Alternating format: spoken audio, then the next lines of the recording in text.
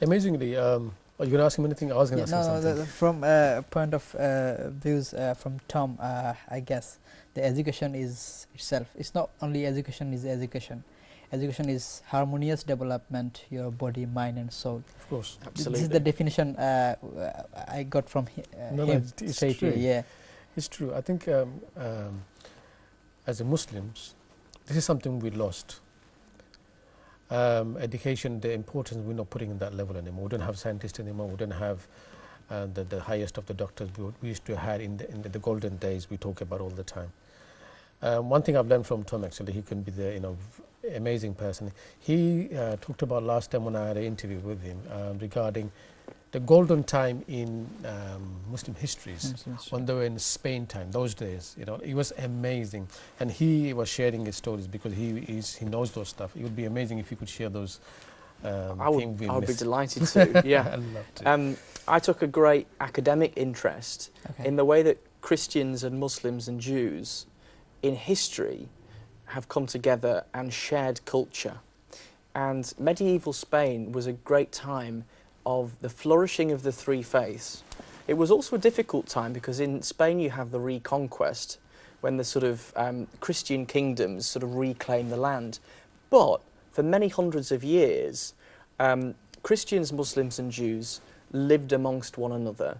They wrote poetry together, they wrote songs, they had theatre, they had dance, and this was something that was not just true of the streets and those in people's communities, but it was also true of the royal courts that were full of performances from Muslims, and it was a great time of learning, a time of science, a time of medicine, a time of music, a time of philosophy.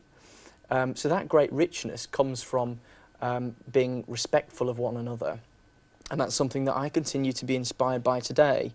And I feel that we can learn an awful lot from this term. It's academic culture calls it convivencia, which means to live amongst one another in a sort of cultural flourishing and in a cultural harmony.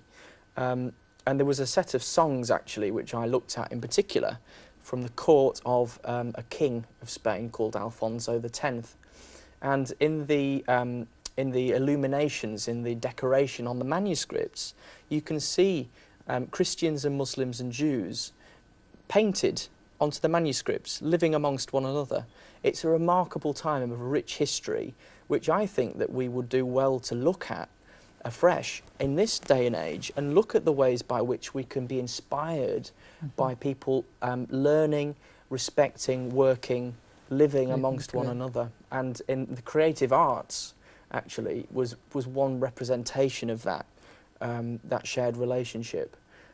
So I was very inspired by that, and that has sort of kept in my mind as I've lived and worked in London, and which is why I sort of first met people like eShark in Stepney, through political organisations which are inspired by that vision that we all live in a shared society and that we can respect each other's difference. I'm a Christian and you're a Muslim, and yet we live side by side in the same community, and we have the same concerns for our children and for our young people, and we want to live in a safe and flourishing environment. We want cleaners to have enough money to live on. These are all things that we should work on together. So I think we can be inspired by medieval Spain, funnily enough, and it's a great topic. And if people were just willing to go and Google, convivencia, or medieval Spain and Alfonso X, they'll find these stories of people living and working together, and it's truly inspiring. It really is. We'll talk about more. Sure.